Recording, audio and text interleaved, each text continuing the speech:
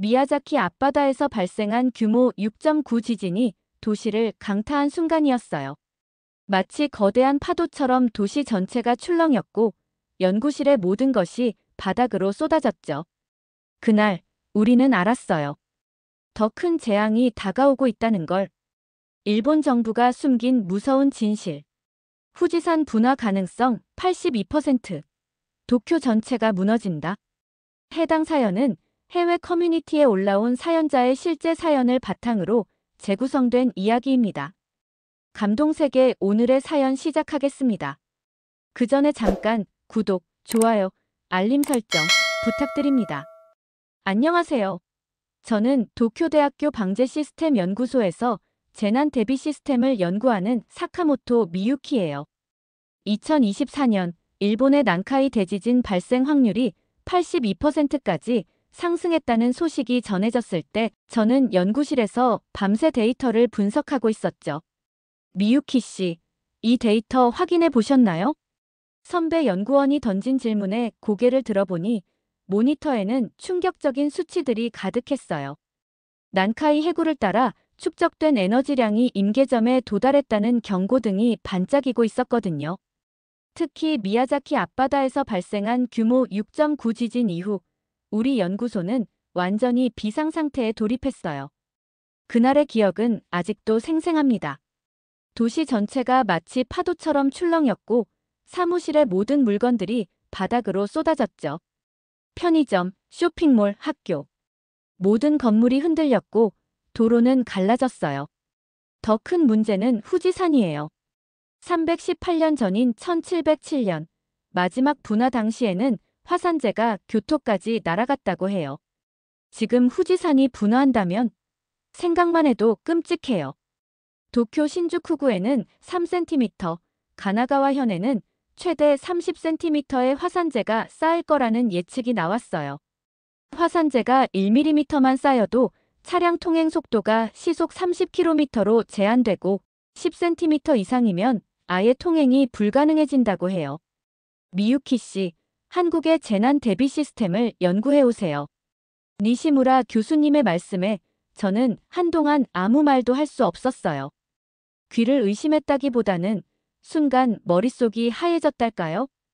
교수님, 혹시 다른 나라는 안 될까요? 미국이라든지 유럽이라든지.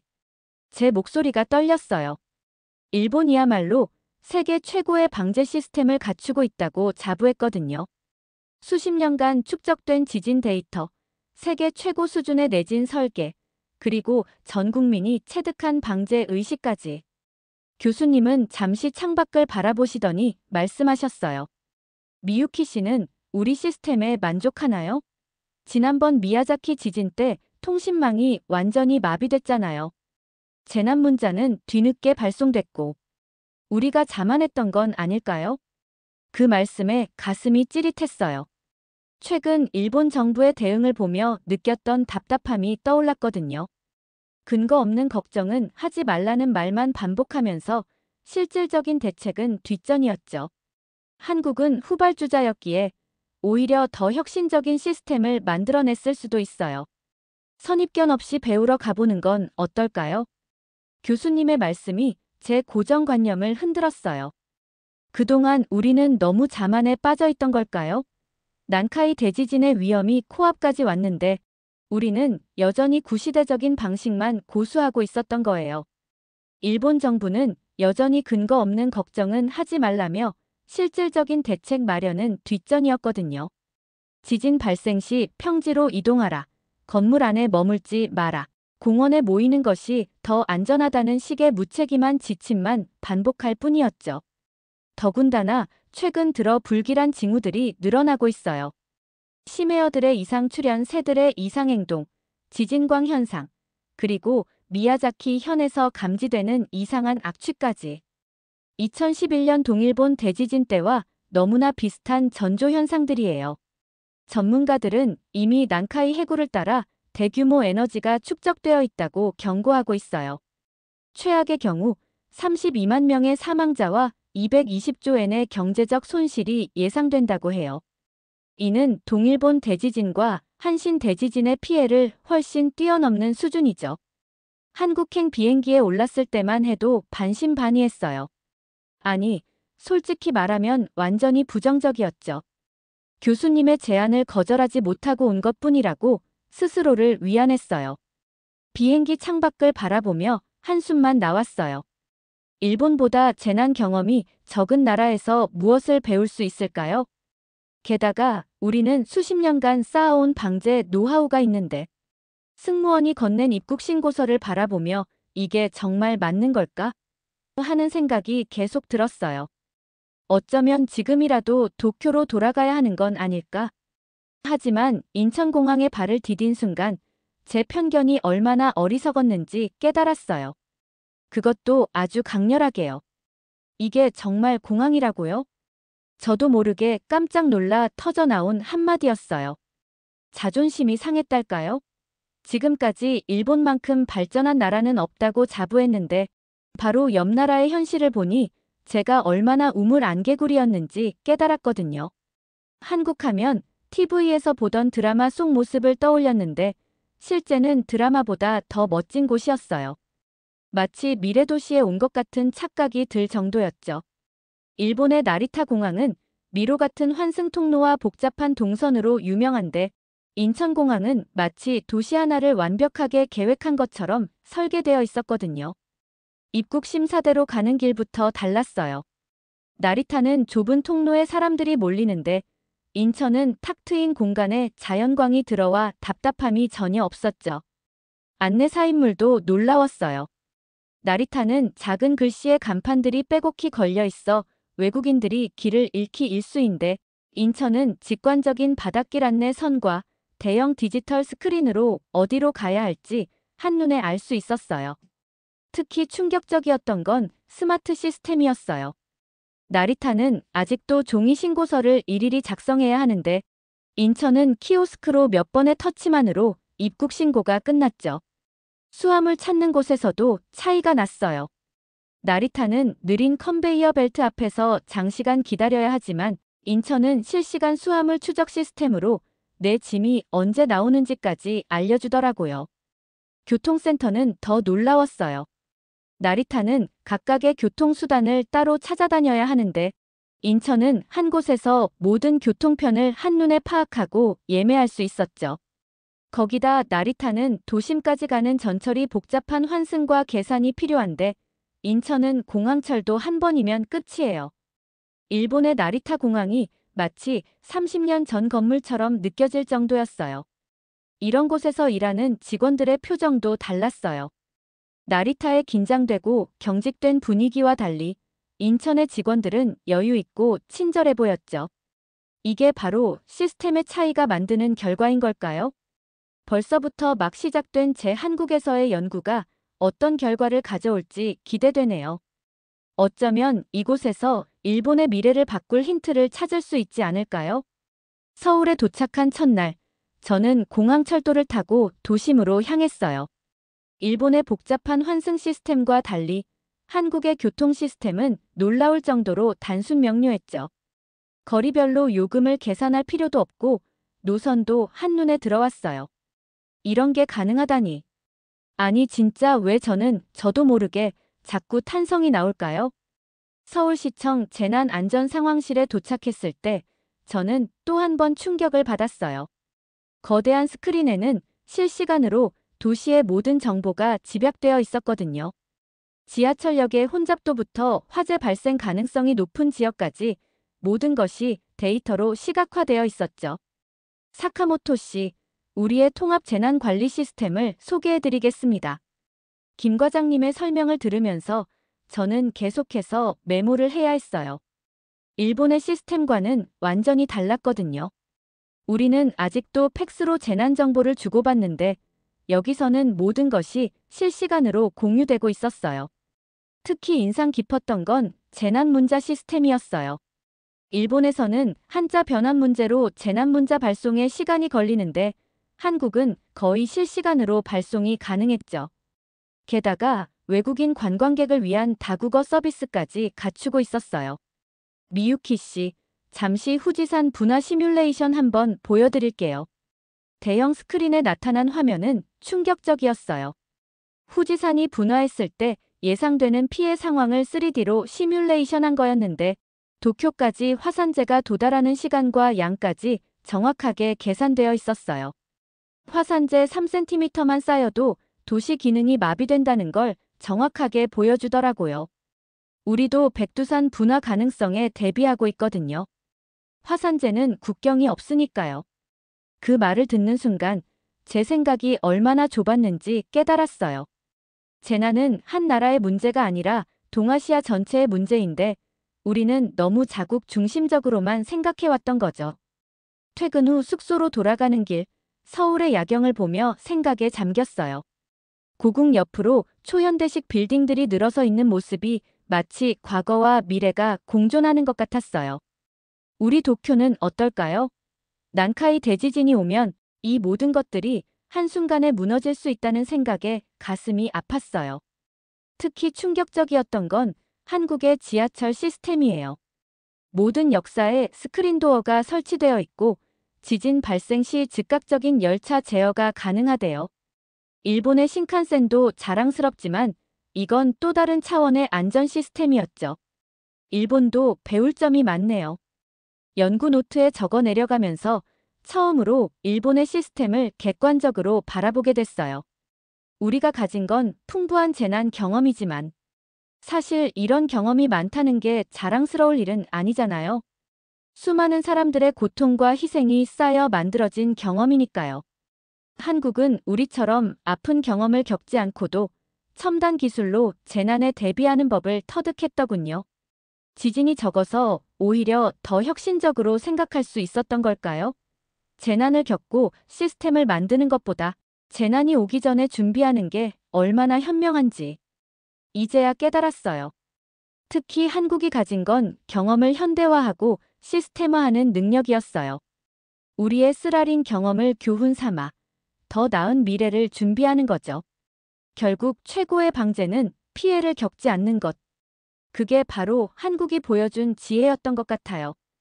밤늦게까지 연구실에서 자료를 검토하다 보니 가슴 한켠이 묵직해졌어요. 처음엔 단순한 질투였을까요? 한국의 앞선 시스템을 볼 때마다 얼굴이 화끈거리고 자존심이 상했거든요. 우리가 이렇게 뒤처져 있었다니. 특히 재난정보 공유 시스템을 보면서는 부끄러움이 밀려왔어요. 일본은 아직도 지진이 올 때마다 통신망이 끊기고 정보 전달이 지연되는데 한국은 이미 실시간 재난 통합 관제 시스템을 구축해놨잖아요. 우리가 왜 이런 생각을 못했을까? 부러움과 자괴감이 뒤섞였어요. 특히 재난정보 공유 시스템은 시급히 개선해야 할 것 같아요. 지진이 올 때마다 통신망이 끊기고 정보 전달이 지연되는 건 더 이상 안 되겠더라고요. 하지만 이제는 달라요. 질투와 부러움은 어느새 배움의 자세로 바뀌었거든요. 일본으로 돌아가면 바꿔야 할 것들이 너무나 많아요. 우리도 할 수 있다는 걸 이제 알았으니까요. 처음으로 우리 시스템의 한계를 인정하고 나니 오히려 마음이 가벼워졌어요. 변화는 인정하는 데서부터 시작되는 거니까요. 창 밖으로 보이는 서울의 밤하늘은 왜 이렇게 맑은 걸까요? 도쿄에선 좀처럼 보기 힘든 광경이에요. 어쩌면 이게 바로 한국이 가진 힘이 아닐까요? 과거의 것은 지키되 새로운 것을 받아들이는 유연함. 내일은 한국의 재난 대비 훈련을 참관한다고 하네요. 어떤 새로운 발견이 있을지 기대되면서도 한편으로는 두려워요. 우리가 얼마나 뒤처져 있는지 더 실감하게 될 것 같거든요. 안녕하세요. 김하준입니다. 재난관리 시스템팀에서 일하고 있습니다. 마치 드라마의 한 장면처럼 시간이 멈춘 듯한 순간이었어요. 180cm는 훌쩍 넘어 보이는 훤칠한 키에 부드러운 미소를 띤 하준 씨의 모습은 그동안 본 어떤 드라마의 남자 주인공보다도 더 멋졌죠. 비현실적일 정도로 완벽한 이목구비에 깔끔하게 떨어지는 수트 핏까지. 일본 연구원들의 딱딱하고 경직된 모습과는 비교도 안 되는 세련된 모습이었어요. 그의 긴 속눈썹이 깜빡일 때마다 제 심장도 덩달아 떨리는 것 같았죠. 혹시 불편하신 건 없으신가요? 한국 생활에 적응하시기 쉽지 않으실 텐데. 마치 드라마 속 대사처럼 완벽한 어투로 걱정해주는 모습에 저도 모르게 얼굴이 붉어졌어요. 하준 씨의 목소리는 부드러우면서도 듬직했고 눈빛은 따뜻하면서도 프로페셔널했죠. 이런 사람이 실제로 존재한다니. 순간 제 머릿속에서 로맨스 드라마의 한 장면이 그려졌다가 사라졌어요. 이게 무슨 생각이람. 업무적인 만남인데 말이죠. 하지만 가슴 한켠에서 잔잔히 퍼지는 설렘을 부정할 수는 없었어요. 화산재 확산 예측 모델을 보고 계시네요. 저희가 개발한 AI 기반 시스템인데 함께 살펴보실래요? 하준 씨의 설명은 충격적이었어요. 한국은 이미 수년 전부터 백두산 분화 가능성에 대비해 AI 기반 예측 시스템을 구축해왔다고 해요. 실시간 기상 데이터와 연동되어 95%의 정확도를 자랑한대요. 일본 난카이 대지진도 연구하고 있어요. 미유키 씨, 이건 보셨나요? 대형 스크린에 나타난 시뮬레이션은 제 숨을 멎게 했어요. 난카이 대지진이 발생했을 때의 지진파 전파, 쓰나미 발생, 도시 기능 마비까지 모든 상황이 시간대별로 정확하게 예측되어 있었죠. 지진이 발생하면 도쿄만 지역의 45%가 침수될 수 있어요. 화산재까지 더해지면 하준 씨의 말에 가슴이 덜컥 내려앉았어요. 실제로 후지산이 분화하면 도쿄는 3cm의 화산재로 덮일 수 있대요. 교통이 마비되고 전기와 통신이 끊기면 생각만 해도 끔찍했어요. 한국은 이미 이런 복합 재난 상황까지 대비하고 있어요. 이건 우리 모두의 문제니까요. 하준 씨가 보여준 통합 재난 관리 시스템은 놀라웠어요. 지진, 화산, 기상 데이터가 실시간으로 통합되고 AI가 최적의 대피 경로를 계산해내요. 심지어 도시 전체의 전력망과 통신망을 제어할 수도 있대요. 일본의 경험과 한국의 기술이 만나면 더 나은 시스템을 만들 수 있을 거예요. 그의 말에 잠시 숨이 멎는 것 같았어요. 우리가 쌓아온 재난 경험과 한국의 첨단 기술이 만나면 정말 획기적인 변화가 일어날 수 있겠다는 생각이 들었거든요. 저녁 식사하면서 더 이야기 나눠볼까요? 한국의 재난 대비 시스템에 대해 더 자세히 설명해드리고 싶은데 순간 심장이 두근거렸어요. 단순한 업무상의 저녁 식사 제안인데도 왜 이렇게 설레는 걸까요? 한식당에 들어서자 하준 씨의 얼굴이 환하게 밝아졌어요. 여기가 제가 제일 좋아하는 한식당인데 특별히 모시고 왔습니다. 이곳 된장찌개가 서울에서 제일이거든요. 테이블에 놓인 작은 그릇들을 하나하나 설명해주는 모습이 마치 미식 가이드 같았어요. 고추장의 매콤달콤한 맛부터 된장찌개의 구수함까지 그의 설명은 마치 한국 음식에 대한 로맨틱한 러브레터 같았죠. 이건 청국장인데요. 처음엔 냄새가 좀 강하실 수 있지만 한번 맛보시면 이 건강한 맛에 빠지실 거예요. 특히 두부랑 같이 드셔보세요. 아, 그리고 여기 김치는 이 집 특제예요. 3대째 내려오는 비법이 있다고 하더라고요.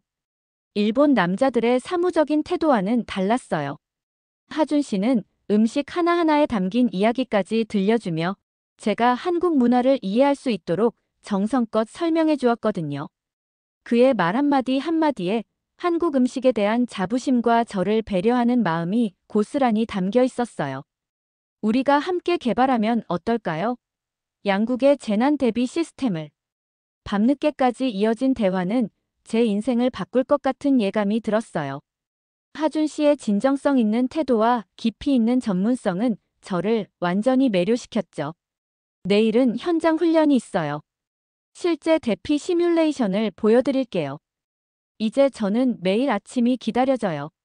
하준 씨와 함께하는 연구가 즐겁고 그의 곁에서 새로운 것을 배우는 게 행복해요. 이게 단순히 업무적인 호감일까요?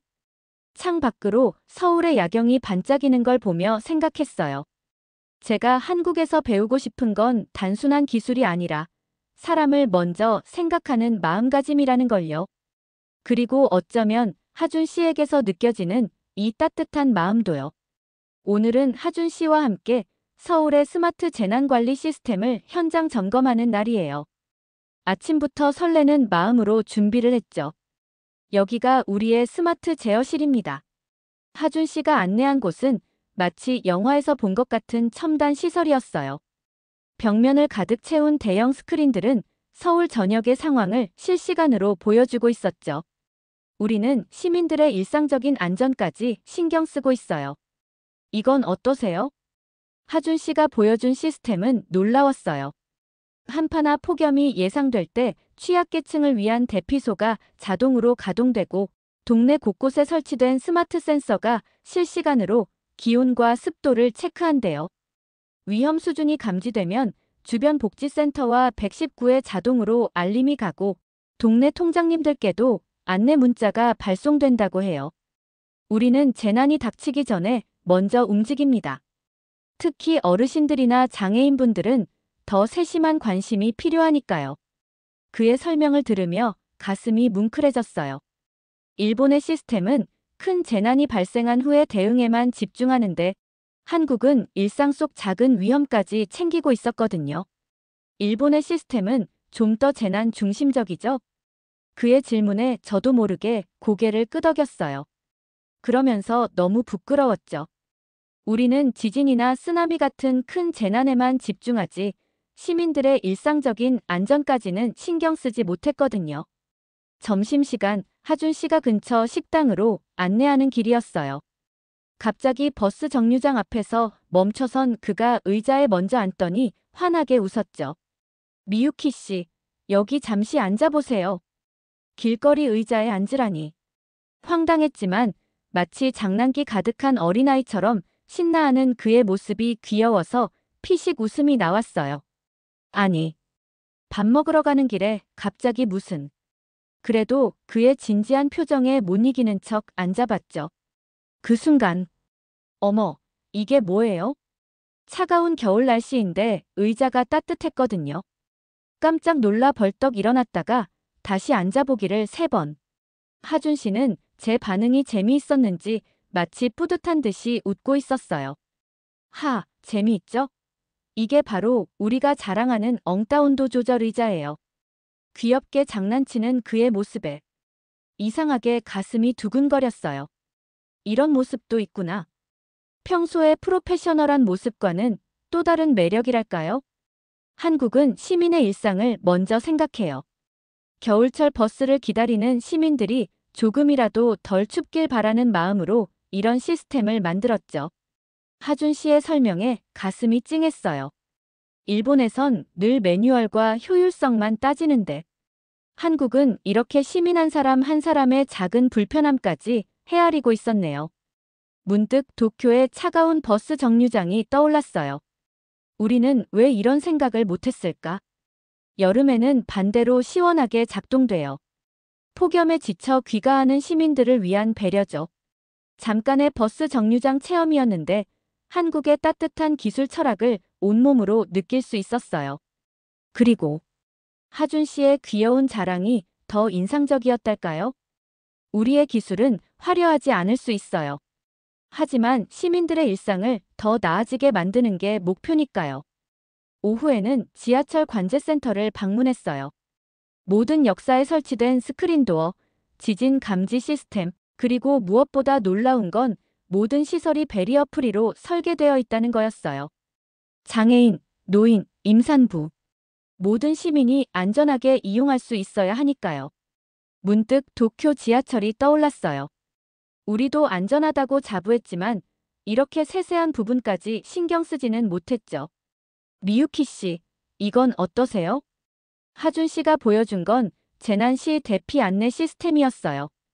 다국어 서비스는 기본, 청각장애인을 위한 진동 알림, 시각장애인을 위한 음성 안내까지. 정말 놀라웠죠. 우리도 이런 시스템이 필요할 것 같아요. 퇴근길, 하준 씨가 커피를 건네며 물었어요. 일본으로 돌아가면 뭐부터 바꾸고 싶으세요? 잠시 생각에 잠겼어요. 기술적인 것보다 더 중요한 게 있었거든요. 시민을 바라보는 시선부터 바꾸고 싶어요. 우리는 너무 매뉴얼에만 집중했던 것 같아요. 하지만 한국은 달라요. 시민 한 명 한 명의 일상까지 생각하는 게 정말 인상적이에요. 하준 씨가 따뜻하게 미소 지었어요. 그게 바로 우리가 추구하는 거예요. 기술은 결국 사람을 위한 거니까요. 버스를 기다리며 문득 일본이 그리워졌어요. 하지만 이번엔 달랐죠. 그리움 속에 희망이 있었거든요. 우리도 바뀔 수 있다는, 더 따뜻한 사회를 만들 수 있다는 희망 말이에요. 날이 저물어가는 서울의 거리를 바라보며 생각했어요. 진정한 안전은 단순히 재난을 피하는 게 아니라 모든 시민이 일상 속에서 느끼는 작은 배려에서 시작되는 거구나. 그리고 하준 씨가 보여준 이 따뜻함도 이제는 제 마음속에 깊이 자리 잡은 것 같아요. 일본으로 돌아가기 전날이에요. 서울에서의 마지막 밤을 연구실에서 보내기로 했죠. 하준 씨는 야근이라며 저와 함께 있어주겠다고 했어요. 드디어 완성됐네요. 우리가 함께 만든 한일 공동 재난 대비 시스템의 마지막 시뮬레이션이 끝났어요. 난카이 대지진과 후지산 분화가 동시에 일어나는 최악의 시나리오까지 완벽하게 대응할 수 있는 시스템이요. 미유키 씨 덕분이에요. 일본의 경험 데이터가 없었다면 불가능했을 거예요. 하준 씨의 말에 가슴이 뭉클해졌어요. 처음엔 저를 가르치는 입장이었는데 어느새 서로가 서로를 배우는 사이가 되어 있었네요. 내일이면 떠나시는군요. 그의 목소리에 서운함이 묻어났어요. 저도 마음이 복잡했죠. 이제 막 피어나려는 이 감정을 뒤로하고 떠나야 한다는 게 아쉬웠거든요. 일본에서도 계속 연락하며 시스템을 발전시켜 나가요. 이제 우리는 한 팀이잖아요. 마지막으로 서울 야경을 보러 남산타워에 올랐어요. 불빛 가득한 도시를 내려다보며 문득 도쿄가 걱정됐어요.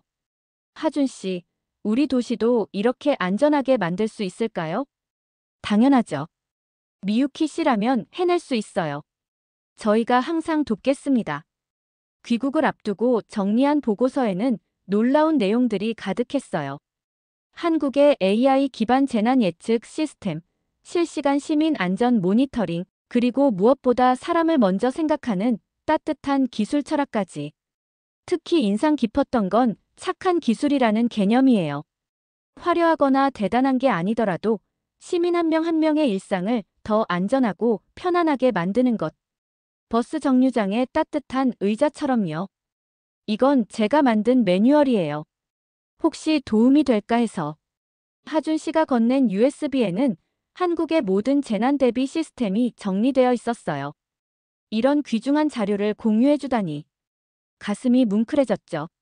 우리 후지산이 분화하면 어떡하죠? 떠나기 직전 솔직한 마음을 털어놨어요. 걱정하지 마세요. 이제 혼자가 아니잖아요.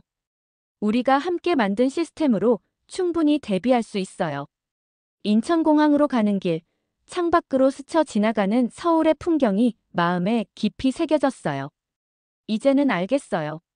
진정한 안전은 시스템만으로 완성되는 게 아니라는 걸. 다음에 도쿄에서 뵐 수 있겠죠? 네, 꼭이요. 우리의 프로젝트는 이제 시작이니까요. 비행기에 오르며 마지막으로 받은 문자 메시지. 미유키 씨, 덕분에 저도 많이 배웠어요. 우리가 만든 시스템으로 양국의 시민들이 더 안전해질 거예요. 그리고 개인적으로도 다시 만나고 싶네요. 창밖으로 보이는 구름을 바라보며 미소 지었어요. 이제 저는 돌아가서 많은 것을 바꿔야 해요. 난카이 대지진과 후지산 분화는 여전히 두렵지만 이제는 희망이 있어요. 한국에서 배운 것은 단순한 기술이 아니었어요. 사람을 향한 따뜻한 마음, 그리고 특별한 누군가와의 소중한 인연까지. 도쿄행 비행기 안에서 저는 새로운 꿈을 그립니다. 더 안전하고 더 따뜻한 일본을 만드는 꿈. 그리고 어쩌면 하준 씨와 다시 만날 그날의 꿈도요. 여러분, 도쿄대 미유키 연구원의 특별한 한국 방문기 어떠셨나요? 처음엔 일본이 세계 최고라며 자부심에 가득 찼던 그녀가 한국의 혁신적인 시스템을 보며 충격에 빠졌죠. AI 기반 재난 예측부터 실시간 통합 관제까지. 더 놀라운 건 엉따처럼 시민의 작은 불편까지 챙기는 따뜻한 기술 철학이었습니다. 특히 어떤 장면이 가장 인상 깊으셨나요? 인천공항에서 받은 첫 충격, 실시간 재난관리 시스템, 따뜻한 버스 정류장 의자, 하준 씨와의 로맨틱한 만남. 혹시 주변에 비슷한 경험이 있으신가요? 한국 문화에 감동받은 외국인 친구나 지인의 이야기가 있다면 함께 나눠주세요.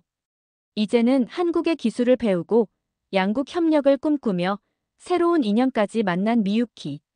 그녀의 다음 이야기가 벌써 기대되지 않나요? 여러분의 특별한 경험과 생각을 댓글로 들려주세요. 여러분의 댓글은 감동 세계가 더 좋은 사연으로 찾아올 수 있는 원동력입니다. 오늘 사연이 좋았다면 구독, 좋아요, 알림 설정 부탁드리며 영상 끝까지 시청해주셔서 너무 감사드리고요. 감동 세계는 더 좋은 영상으로 다시 찾아뵙겠습니다. 늘 건강 조심하시고 알차고 즐거운 하루 되세요. 감동 세계였습니다. 고맙습니다. 그리고 늘 사랑합니다.